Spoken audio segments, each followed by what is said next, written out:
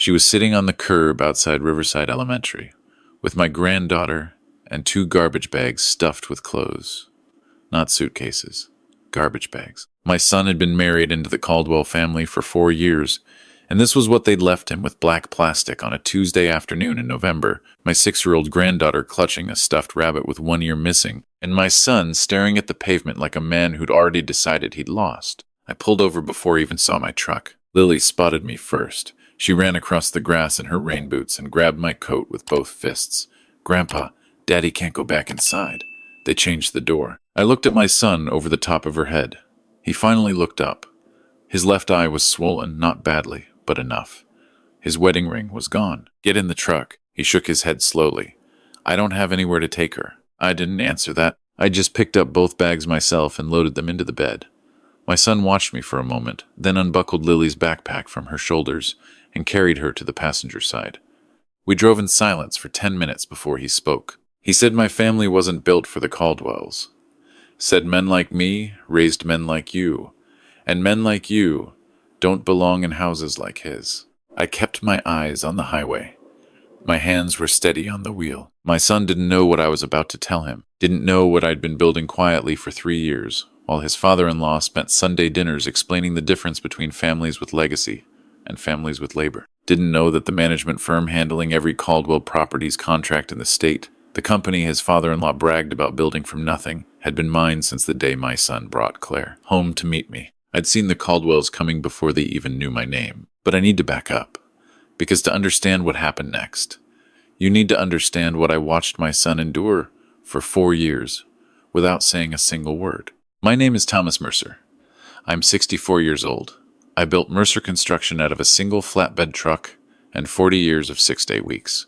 We handle commercial builds, industrial contracts, public infrastructure, the kind of work that doesn't get photographed for magazines, but keeps a city standing. Annual revenue just over $200 million. I have 312 employees and I know most of them by name. I am not a man who impresses easily. My son James is 31. He's a structural engineer. Careful, methodical, honest to a fault, qualities I once thought would protect him, and later learned made him a perfect target. He met Claire Caldwell at a university conference 4 years ago. She was beautiful and quick, and laughed at the right moments. I liked her in the beginning. Her father I was less certain about from the first handshake. Richard Caldwell developed mid-range commercial real estate in the Southeast. He'd inherited seed money from his own father, grown it respectably, and then spent the next 30 years allowing himself to believe he'd built it from pure intellect and superior breeding. He had the kind of confidence that comes not from achievement, but from never having been seriously challenged. The first Sunday dinner, he asked what my people were from. I told him Kentucky originally. He nodded the way a man nods when the answer confirms something he already suspected. My son sat across the table and straightened his spine and said nothing. That became the pattern. Richard would find some angle James's state school degree, his truck, the way he held his fork, the neighborhood I'd grown up in, and work it into dinner conversation like a man sharpening a blade slowly enough that you almost didn't feel it. Claire would smile at her phone. James would absorb it. I would observe and say nothing, because my son had asked me specifically, on the drive to that first dinner, not to interfere. He needed to do this on his own. I understood that. I respected it. So I watched. I listened. And I cataloged. Month 4, Richard pulled me aside after dessert. He said, "James is a decent enough young man, Thomas, but Claire was raised for a certain kind of life. I hope you understand that expectation." I told him I did. What I didn't tell him was that 3 weeks earlier, I'd learned that the property management firm Richard relied on Meridian Operations Group, the company that handled maintenance, vendor contracts, tenant relations for his entire portfolio was quietly hemorrhaging money. Their systems were outdated, their senior management was looking for exits, and the firm itself was 2 bad quarters from insolvency. I bought it through a holding company before the ink dried on the acquisition agreement. I restructured it quietly, brought in competent management, kept the Caldwell accounts running smoothly, let Richard believe he was still dealing with the same firm he always had. He didn't know his operations were now running on infrastructure I owned. Every invoice he signed, every vendor I approved, every contract his company thought it was managing, all of it flowing through systems I controlled. I did this not for leverage, not then. I did it because Meridian was a sound acquisition, and because I saw something in Richard Caldwell that told me the day might come when I needed that leverage, and I wanted to be ready. I was right. I was just wrong about how fast that day would arrive. 18 months in, I noticed the first sign something was wrong. James stopped bringing Lily to Sunday dinners. When I asked, he said she'd been tired. But Lily was never tired. She was the kind of child who would run until she fell over and then get up and run again. 6 months after that, Claire stopped returning my calls. She'd always been polite about it, too busy, traveling, resting, but the pattern tightened. A wall was going up, and walls only go up when someone is building something on the other side they don't want you to see. The moment I knew it had become serious was a Tuesday in October. James stopped by my office. He looked like a man who hadn't slept in a week. His jacket hung wrong. He'd lost weight. And when he set his coffee down on my desk, I saw his wrist. The pocket watch I'd given him on his wedding day was gone. It had belonged to my father. A 1947 Hamilton Railway special, the only thing my father left me worth keeping. I'd passed it to James at the rehearsal dinner. He'd worn it every day for 4 years. "Where's your watch?" He touched his wrist, reflexively. "Getting repaired." James never lost things. He was the kind of man who kept the original box for everything. The lie sat between us plainly. He left 20 minutes later, and I sat at my desk and thought about what a man pawns when he's desperate, and what he does to hide it from the people who love him most. I called my head of operations, a man named Roy, who had been with me for 19 years. "I need everything on Richard Caldwell. Every account, every contract, every filing.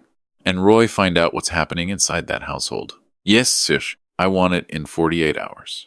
He called me back the next morning with a red folder. Roy only used red when I needed to act immediately. He walked me through it page by page. Page 1 was a civil complaint, filed 6 days earlier. Plaintiff, Richard Caldwell. Defendant, James Mercer. Allegation: James had removed financial documents and client data from Caldwell properties during a workplace dispute. Estimated damages listed at $1.4 million. The complaint had been filed the same morning James was terminated before he'd even driven home from the office. They wanted him served before he could organize a defense. Page 2 was a credit report. 7 loan applications, different institutions, all filed in James's name over the past 8 months. Combined total, $14 million. He'd signed none of them. Roy slid a forensics report across the desk. Digital signature forgery. James's actual signature was lifted from company contracts and overlaid onto the applications with enough precision to pass an initial review. The collateral on those loans was Mercer Construction's operating license. I stopped reading. "Say that again?" Roy met my eyes. "Someone with access to state licensing records filed a collateral substitution agreement 3 weeks ago. It pledges your general contractor's license as secondary security for the personal loans taken in James's name. If the loans default, the banks have a legal pathway to challenge your licensing authority in court." I closed the folder. A man loses his contractor's license. He loses his ability to bid on public contracts. Loses his ability to operate on active job sites. Loses, effectively, everything he built. They weren't just trying to destroy my son. They were trying to pull the entire foundation out from under both of us.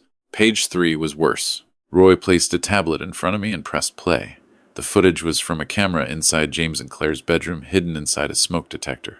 4 separate clips. In each one, Claire appeared distressed. In each one, James was visible in the background, pacing, gesturing, saying nothing aggressive, but framed in a way that, without context, looked unstable. In the last clip, a lamp was broken on the floor. James's voice calm. "What happened?" Claire's response, tearful and practiced. "You scared me again, James. I don't know what to do anymore." He hadn't broken the lamp. Roy confirmed that a different angle from a hallway camera, which they hadn't known existed, showed Claire knocking it over herself before James entered the room. She was building a custody file. Roy's voice was steady when he said it, but I watched his jaw tighten. If she presents that footage to a family court judge, she gets full custody. James gets supervised visitation, maybe. The forgery charges come next. He looks financially reckless and emotionally volatile. He goes to prison, or he loses everything fighting not to. I sat very still for a long time. They intended for my son to be arrested, discredited, and separated from his daughter permanently. And they intended to do it using my own licensing infrastructure as the financial weapon. Richard Caldwell had been sitting at my table for 4 years, eating my patience, insulting my lineage, and the entire time he'd been planning this. Roy was watching me. He knew this expression. I want the collateral substitution reversed through federal channels. Contact the licensing board, directly flag it as fraudulent filing. That paper disappears. Understood. And Roy, don't let that $14 million move. I want every one of those loan accounts flagged with the banks before any payment processing begins. He nodded. I looked out the window for a moment. My son was at home putting my granddaughter to bed, completely unaware that every corner of his life had been systematically prepared for demolition. They tried to build a trap for my son, I said quietly.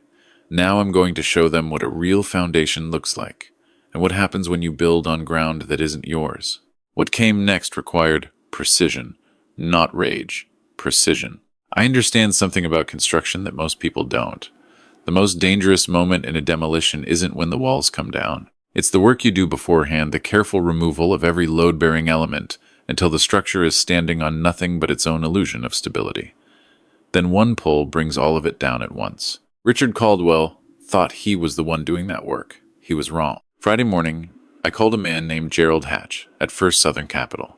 Gerald and I had done business together for 11 years. I told him I needed to purchase debt-specific debt, belonging to a specific party, with urgency and full discretion. Richard Caldwell had 3 outstanding loans totaling $4.8 million, a balloon payment on his primary commercial property, 2 lines of credit tied to Caldwell Properties operating accounts.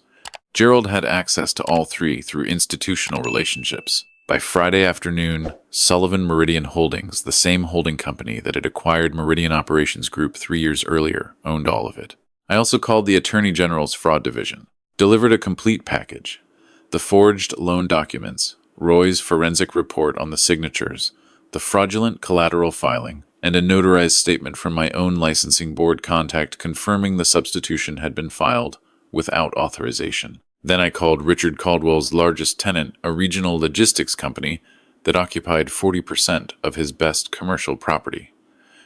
I didn't pressure them. I simply introduced myself as the new primary creditor on their landlord's outstanding balance and let them draw their own conclusions about the stability of their lease arrangement. They called their attorney within the hour. Saturday afternoon, I met Claire at a coffee shop on Peachtree Street.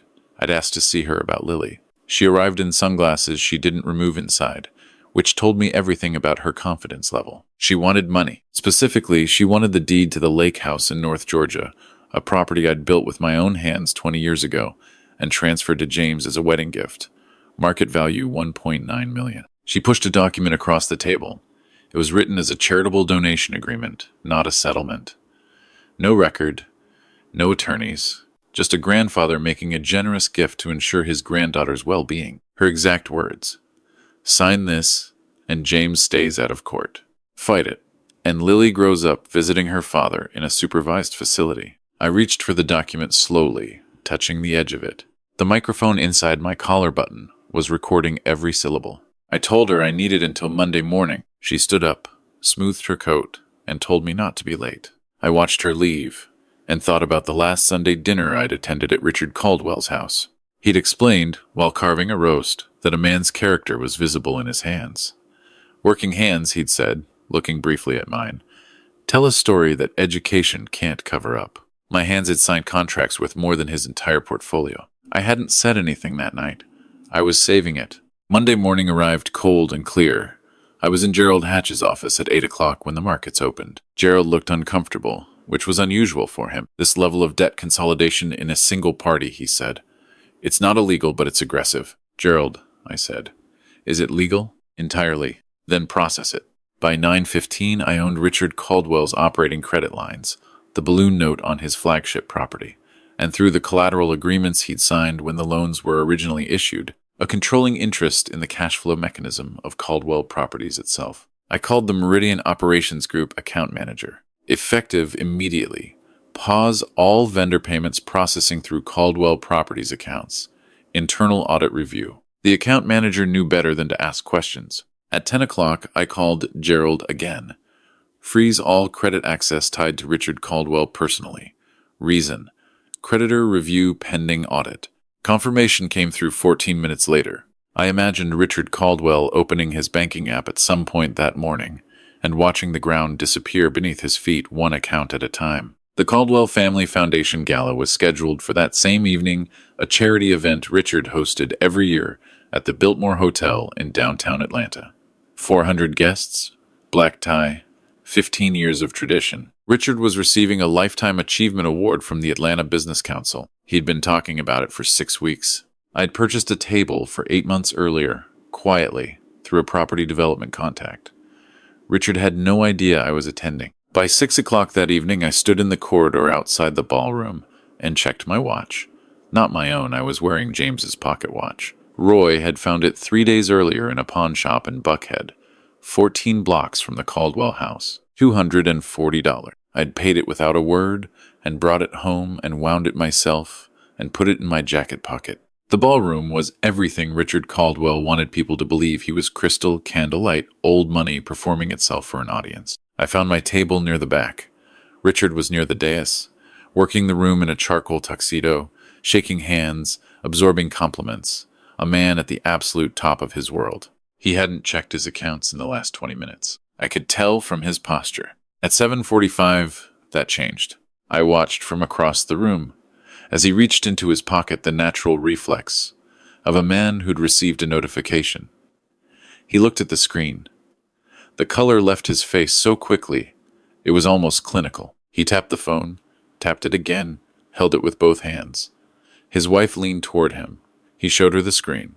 She put her own hand in her clutch, found her phone, and went very still. Their cards had just been declined at the Gala's own credit processor. The catering deposit had bounced. Richard scanned the room. His eyes moved table to table, longtime associates, business partners, city officials, and he did the calculus in real time. Who knew? Who would help?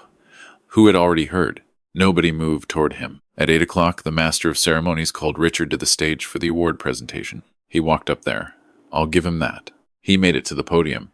And then the presentation screen behind him, which was supposed to display a 15-year retrospective of Caldwell Properties projects, displayed something else entirely. Audio, first. Claire's voice. The old man is soft. We do this right. We walk away clean and Lily stays with us. Then Richard's voice, lower, from a different recording. The forgeries are clean enough. By the time James gets a lawyer, the money is gone. 400 people went completely silent. The screen advanced to documents. The forged loan applications, side by side with James's authentic signature. Roy's forensic annotations in red. The fraudulent license collateral filing, stamped with a bright red border. Fraudulent instrument referred to AG. And then the hidden bedroom footage, but edited now to include the hallway angle. Claire, alone, knocking the lamp from the table, then walking to the door, then opening it, and the performance beginning. Richard gripped the podium. His knuckles were white. His mouth opened and closed twice before sound came out. This is fabricated. I am a man of standing in this community.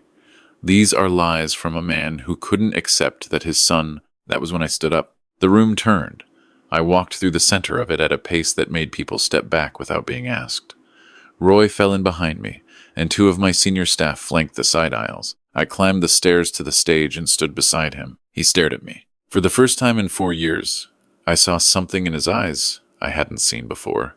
Recognition. The specific, terrible recognition of a man who understands too late that he fundamentally misjudged who he was dealing with. I addressed the room without raising my voice. Richard Caldwell has spent 15 years in this city building a reputation, hosting galas, accepting awards, explaining to working people that their blood wasn't quite right for the rooms he occupied. I placed 3 folders on the podium. Folder 1, Meridian Operations Group, has been owned by Sullivan Meridian Holdings since 3 years ago. Sullivan Meridian is my company. For 3 years, Richard Caldwell's business has operated on infrastructure I own and maintained on terms I set. He believed he built it. He was working in a house I owned. The room murmured. Richard's jaw tightened. Folder 2. As of 9:15 this morning, I hold the primary debt position on $4.8 million in outstanding Caldwell Properties obligations. Every operating credit line, the balloon note on the Peachtree building, and the collateral agreements that go with them.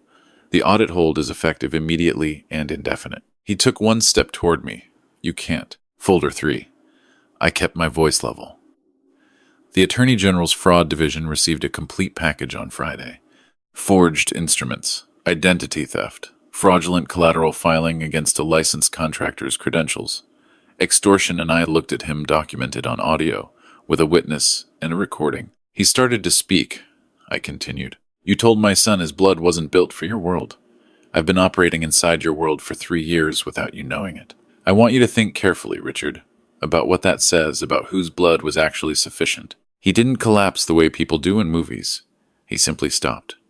The energy went out of him in a single breath, the way a structure does, when the last load-bearing wall gives way. He stood at the podium in a $15,000 tuxedo on a stage he'd built his identity around, and he had absolutely nothing left. His wife pushed through the crowd toward the stage steps. Roy intercepted her quietly and handed her a document without theatrics. What is this? Eviction notice. The residence on Habersham Road is collateral property. The locks will be changed at midnight. Personal effects can be collected in the morning with supervision. She looked at me. I looked back at her without anger and without satisfaction, just steadily. Then I turned to the 400 people in that room. Check your foundations before you insult a man's, I said. You never know who actually owns the ground you're standing on. I walked off that stage and through the ballroom and out the side door, where November air hit my face like cold water. James was waiting by my truck in the parking structure, exactly where I'd asked him to be. I hadn't told him the plan. I'd only told him to be here at 8:30. He looked at my face and understood that something had shifted permanently. Is it done? It's done. He was quiet for a long moment. What happens now? Now you go home and read Lily a bedtime story. Tomorrow you go back to work. Your name is clean, the AG has already confirmed the fraudulent filings. The forgery charges collapse without the forged instruments, and Caldwell Properties is under creditor review, which means your father-in-law has considerably more urgent things to worry about than manufacturing a custody case. James looked down at his hands. I reached into my jacket pocket and held out the pocket watch. He looked up at me. Roy found it, I said. It's yours. He took it, held it in both palms for a moment the way you hold something you thought was gone for good. Then he fastened it to his wrist and looked at it the way his grandfather had once looked at it. And I had to turn and look at the parking structure wall for a moment because I am 64 years old and I have built $200 million worth of structures in this state. And I am not a man who lets himself come apart in parking lots. But that watch was the only thing my father left me, and I had given it to my son. And watching it come back to the right wrist was more than I had room for, all at once. The weeks after that were quieter than I expected. The law moved slowly, and then suddenly all at once. Richard faced 4 federal counts. The forgery alone carried serious time. His attorneys lasted 6 days before the frozen accounts made their fees non-viable, and they withdrew. The district attorney's office wasn't feeling generous. Claire entered a civil cooperation agreement. Forfeiture of assets, 5 years probation. She moved into an apartment in Smyrna with very little, and began the particular education of a woman who had never once paid her own electric bill. She called James twice. He did not return the calls. He had nothing to say that would help either of them, and he was wise enough to know it. James returned to work as a project engineer, his own project this time, not embedded in someone else's company. He had his license, his reputation, and a name that the AG's office had publicly cleared. The first contract he won on his own was a county infrastructure bid in Forsyth. He called me when it came through, and I could hear him standing up straighter through the phone. On a Saturday morning in December, I drove to the park near the elementary school, the same park where I'd found him on the curb 3 weeks earlier. He was already there with Lily, pushing her on the swings. I sat on the bench with my coffee and watched. Lily spotted me eventually and ran over with grass on both knees, and a story about a bird she'd found that I needed to hear immediately. I put my coffee down and gave her my full attention. She told me the bird had been sitting on the fence by the slide, and it had looked at her for a very long time, and she believed it was thinking about something important.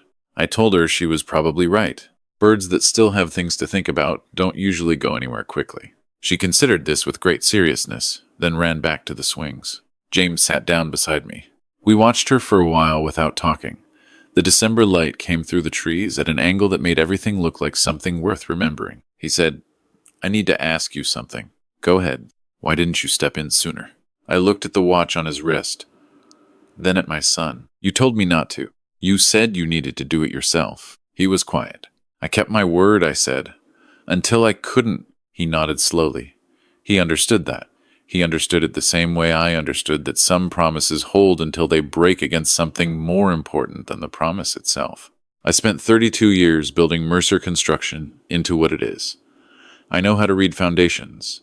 I know when a structure is load-bearing and when it's decorative. I know the difference between a wall you can take down and a wall that holds everything else up. My son is load-bearing. My granddaughter is everything. Richard Caldwell thought legacy was a name on a building or a seat at the right table. He spent 15 years in this city curating that belief and selling it to everyone who would listen, including my son for 4 years of Sunday dinners. He was wrong about what legacy means. Legacy is what your grandchildren know about you without being told. It's the watch on your son's wrist and the way he touches it when he's thinking. It's a 6-year-old girl who believes grandpas can fix things, and the particular weight of responsibility that comes with being the kind of man who can. I didn't do what I did for revenge. I want to be clear about that. I did it because there are things worth going to war for, and my son's name and my granddaughter's future are both on that list. I did it because when someone builds a trap using the people you love as the bait, you don't wait for them to spring it. But I also need to say this, because it matters, and because I've earned the right to say it. I missed things I can't get back. There were games I didn't attend, and recitals I rescheduled, and a son who learned early to solve his own problems, partly because I was always busy solving the next contract. I built a structure that could generate $200 million a year, and I was less certain, for a long time, that I'd built a son who felt like he could call me when his world came apart. He called me. That matters more to me than any of it. There's a verse I've come back to in the last few months, the one about what it profits a man to gain the world. I've turned it over many times. I think the profit isn't the problem. The problem is forgetting what the profit is for. It's for this. A December morning in a park in Atlanta. A granddaughter who thinks birds have important thoughts. A son with his grandfather's watch on his wrist, sitting close enough that our shoulders are almost touching. If you're watching this and someone in your life is doing to your family what Richard Caldwell did to mine, the small erosions, the careful condescension, the construction of a trap so gradual you almost don't see the walls going up, pay attention. Name what you see. Protect what matters. And don't wait until someone is sitting on a curb with garbage bags before you decide the deal has changed. Some deals are worth breaking. Some wars are worth fighting. And some things, dignity, family, a 6-year-old girl who still believes you can fix anything, are worth every single thing it costs you to protect them. Lily is asking me to push her again. I'm going to go do that now. Thank you for staying with me through this. And if this story reached you at a moment when you needed it, tell me where you're watching from. Leave a comment below. I read every single one. God bless your family. Go home to them.